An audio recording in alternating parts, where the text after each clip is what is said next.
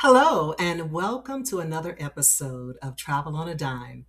I'm your host, Dr. Annette, and I thank you for joining me today. Here's what you can expect from today's show: the healing powers of travel. Why travel? What is catharsis? And how to attain catharsis by using the three C's: connection, commitment, and closure. So let's get started. If you watched my introductory video, recall that I stated that my travels began several years ago and that my parents took my siblings and me on our first international trip. I was 8 years old at that time. However, my travel started well before the age of 8. As a family, we often took road trips across Texas, Kansas, and Oklahoma. I remember it like it was yesterday. Family members crammed into a Buick that looked like a Batmobile. Sandwiches made with care, chips and fruit punch to wash it all down. Those were the days. Now that I reflect on those times, I think about how simplistic things were and the fun we had as a family. As I think about this, what comes to mind is, as a single parent, the times that I spent with my children. How we started with domestic trips and graduated to international ones. I loved that time with my children. And now, as adults, they often share memories of our trips. Quite often, they'll ask, "Mama, do you remember this or that?" For the life of me, some things I can recall and some things I can't. And I think the things that I can't recall is because I was the driver, the cook, the referee, you name it. I wore several hats, which kept me busy.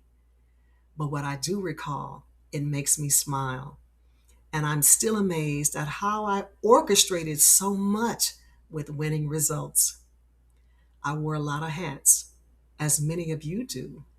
And unfortunately, wearing many hats can lead to exhaustion, depression, anxiety, and burnout. So when the journey to travel solo presented itself, it was a no brainer and a welcome treat. You see, my mind needed a break, and so did my body. I juggled so many hats that by the end of each day, I had nothing left to give. I was a basket case, and my bank was on empty. My emotional bank, that is. I needed help. I needed healing. And what better way to attain this than to escape the circumstances that caused my plight? But even thinking about escaping, I struggled with this. I felt guilty because all I could think about was leaving my children behind. Even with their father, I was like, oh, he's not going to take care of them the way that I take care of them. But I realized that they're 50% his and that I needed that vacation. And so I started planning my travels. Oh, there was so much excitement, but it seems like the closer it came to me or the time to travel, that excitement fizzled. And I sat with my finger on the enter key on the travel agent website, finding reasons not to take that trip. But then, I said, it's their father's summer, so you better go and work on your issues because you won't be any good for yourself or for them. And so I finally worked up enough courage to press the enter key, which in turn purchased the ticket. But here's something strange. Even after purchasing my ticket, I still felt guilty and eventually resolved that the guilt stemmed from putting myself first. My son was sitting nearby and he saw the perplexed look on my face and he said, "Mom, you deserve this." And that was the encouragement, the validation that I needed. And I purchased my ticket because I know what my son was saying to me is that, Mom, we'll be all right. So I packed my belongings, and then the day came when I boarded the plane to cross the pond that so many before me had crossed. I spent 6 weeks in Europe.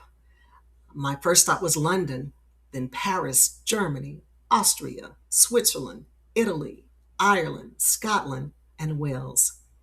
I saw lots of sights, and in the process, I had time to decompress. Between countries, I did a lot of introspection and journaling and embracing silence, something I had not done in a while. But strangely, guilt arose again because not doing anything was foreign to me. I was conditioned that when you're not doing anything, when there are tons of things to do, that you're being neglectful or you're being lazy. But it was those things, being overworked and wearing all of these hats, that got me to this place. Determined to change old habits, I coaxed myself into doing absolutely nothing. And soon doing nothing became commonplace, and I loved it.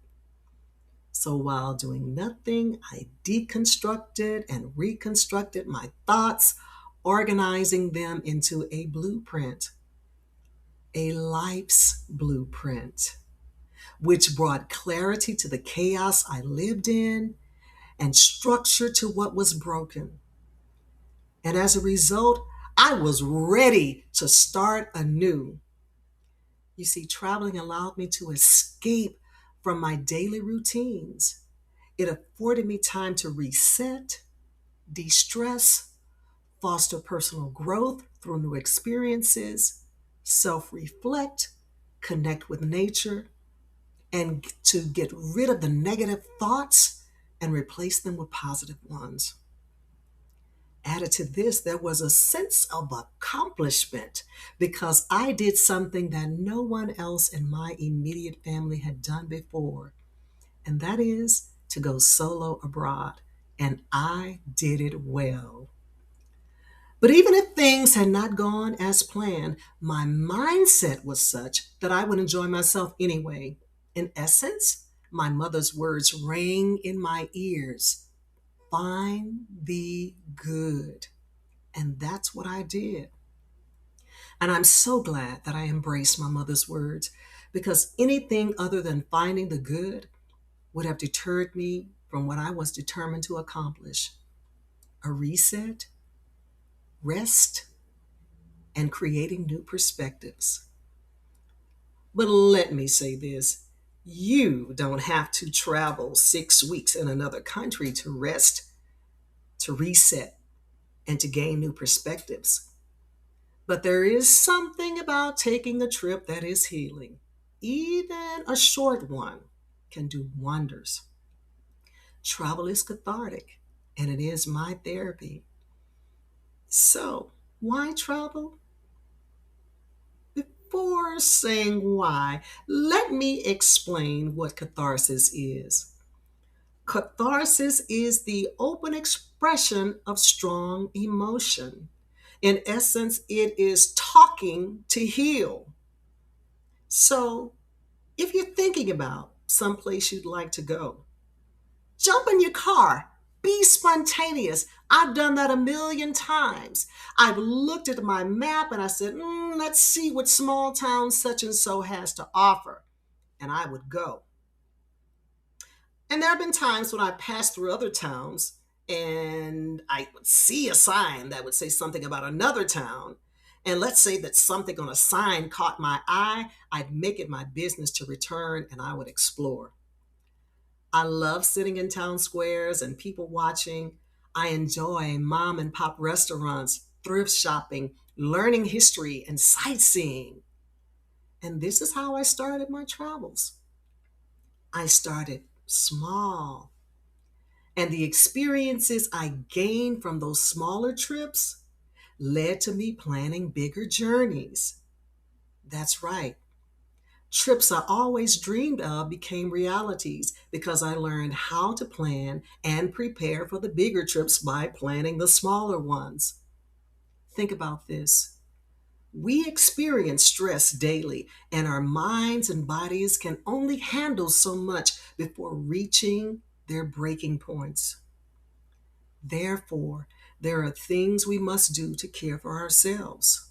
For instance, taking breaks, having a self care routine, doing something that you enjoy.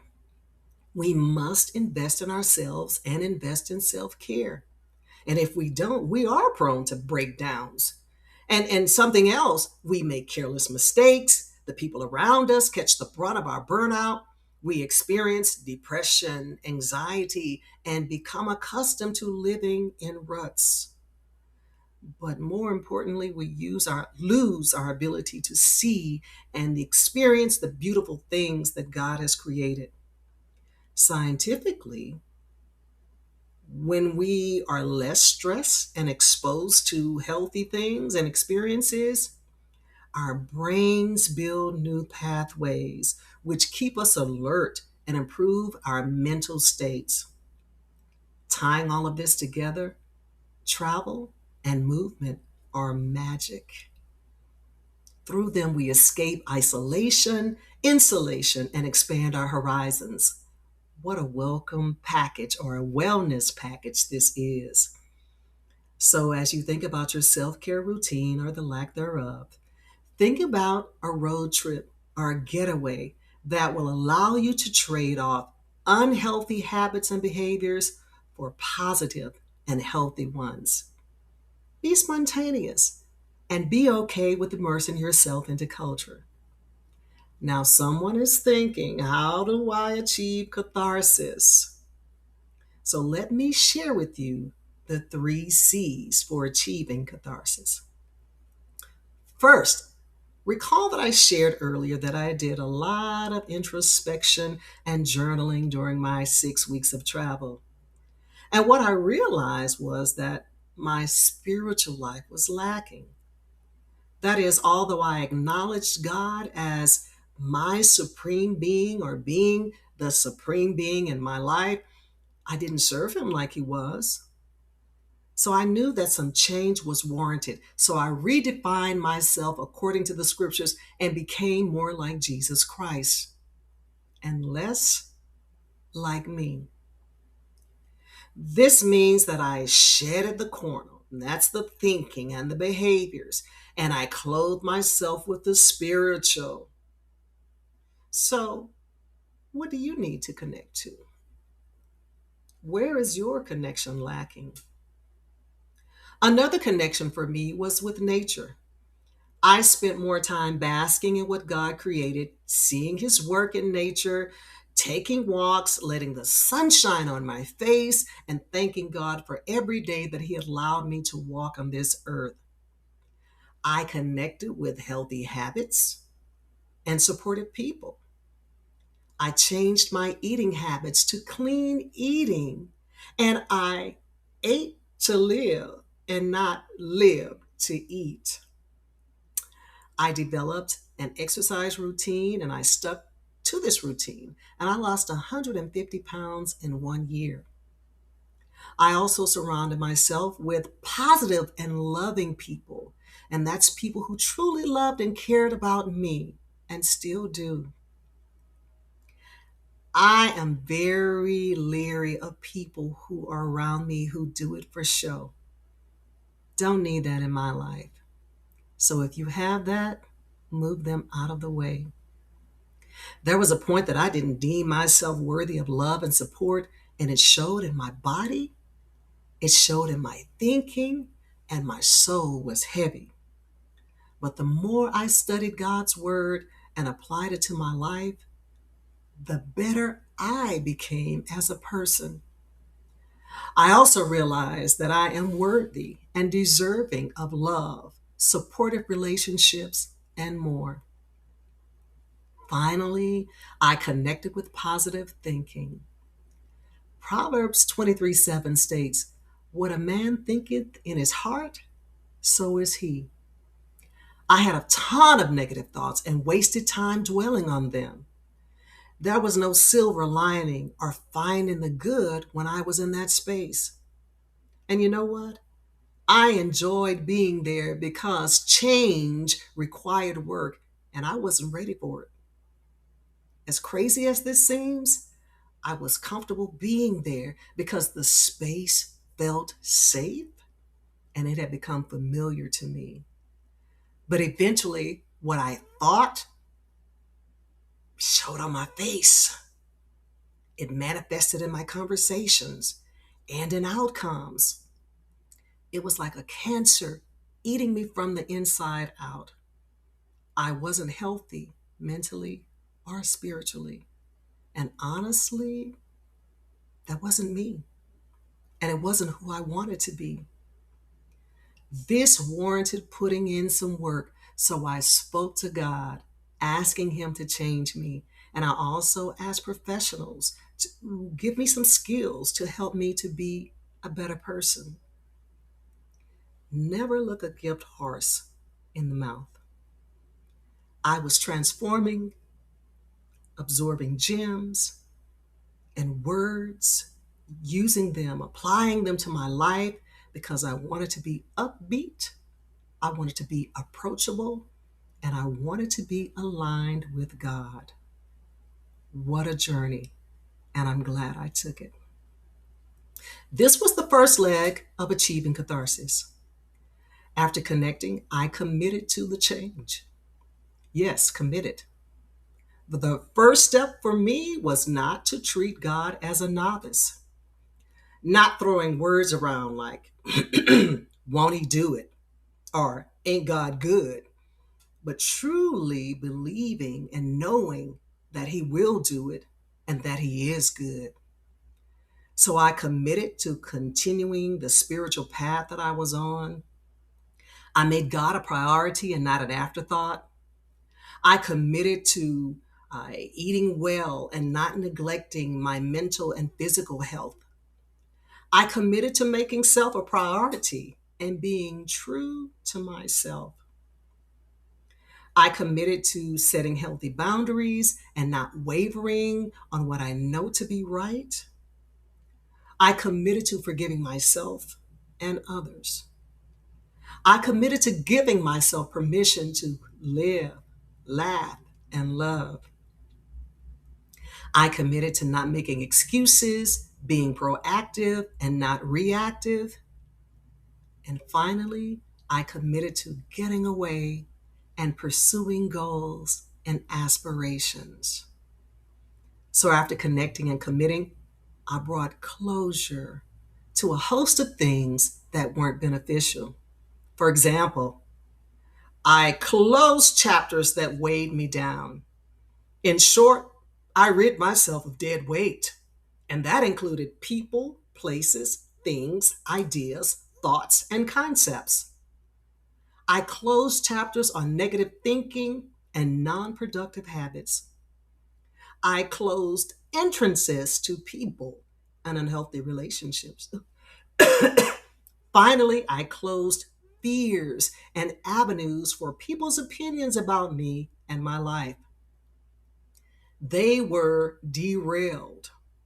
So you see, travel did wonders for me by affording me time and space to connect with God and good, commit to the things that produce positive change and results, and close chapters and avenues not worthy of my time and effort. Yes, getting away has healing powers, but only if you use your time to heal what is broken, restore what's wrecked, and reclaim what is lost. And if you like what you've seen today, please subscribe, like, and tell your friends. If God wills, I'll bring more empowering and encouraging videos like this to help you take those leaps, whatever they may be. And I will help you to prepare for your next journey.